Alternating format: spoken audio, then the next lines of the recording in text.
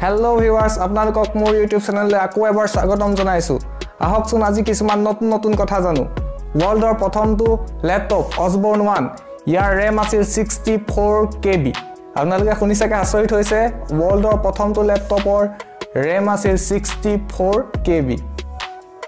বন্ধুসকল আপোনালোকে এটা কথা জানি আচৰিত হ'ব যে আমাৰ পোহনীয়া জন্তু কুকুৰ আমি বহুতে ভাল পাওঁ, কিন্তু গোটেই পৃথিৱীখনৰ ভিতৰত সকলো পোহনীয়া জীৱ-জন্তুৰ ভিতৰত কুকুৰে একমাত্ৰ প্ৰাণী যি মালিকক নিজতকৈও বহুত বেছি গুণে ভাল পায়। সঁচাকৈ আপোনালোকে পৰীক্ষা কৰি চাব পাৰে, এটো বহুত সমীক্ষাৰ কিছুমান এক্সপেৰিমেন্টৰ পৰা গম পোৱা গৈছে যে কুকুৰে মালিকক নিজতকৈও বহুত বেছি ভাল পায়।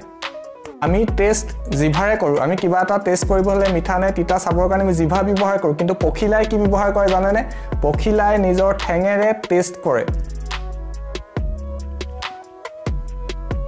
আমাৰ সমাজত বৰ্তমান মাদক দ্ৰব্যৰ বহুত প্ৰভাৱ দেখা যায়, বিশেষকৈ মদ সিগাৰেট এইবিলাকৰ প্ৰভাৱ দেখা যায়। সেই কাৰণে আমাৰ মদ বা সিগাৰেট এৰুৱাবৰ কাৰণে বিভিন্ন ধৰণৰ কৌশল ব্যৱহাৰ কৰা হৈছে, কিন্তু এটা সৰু কৌশলৰ সহায়ত সিগাৰেটৰ যি আসক্তি আছে সেইটো দূৰ কৰিব পাৰি।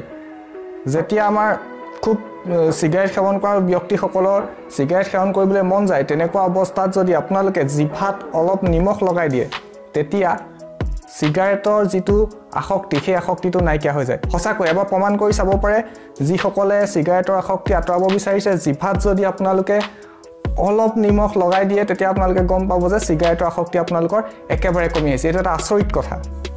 আমাৰ পৃথিৱীৰ সমগ্ৰ পৃথিৱীখনৰ 2% মানুহৰহে সেউজীয়া চকু আছে।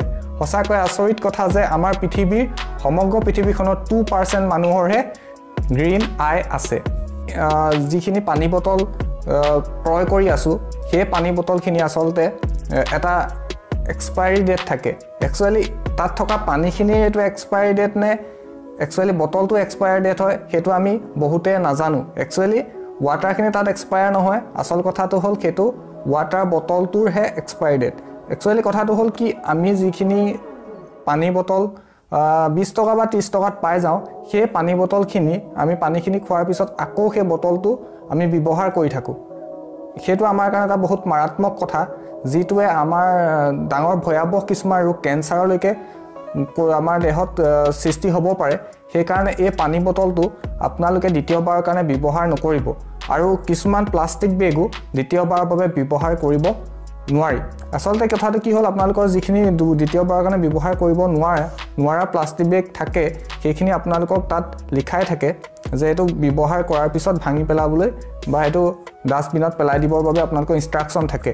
আচলতে আমি বহুতখিনি নজনাৰ কাৰণে এই প্লাষ্টিকৰ পৰা বহুতৰ কিছুমান ভয়াবহ ৰোগ হৈ গৈছে আমাৰ। সেইবাবে মই ভাবিছোঁ যে মই আপোনালোকলৈ এটা প্লাষ্টিকৰ সজাগতাৰ ওপৰত ভিডিঅ' অতি সোনকালে আগবঢ়াম। সেইবাবে আপোনালোকে অলপ দিন অপেক্ষা কৰিব লাগিব। আশা কৰোঁ সকলো লাভৱান হ'ব। আৰু আজি মোৰ ভিডিঅ'টো চাই চাগে আপোনালোকৰ ভাল লাগিল, আৰু আপোনালোকে শ্বেয়াৰ কৰিব, ছাবস্ক্ৰাইব কৰিব আৰু লাইক কৰিবলৈ নাপাহৰিব। ধন্যবাদ।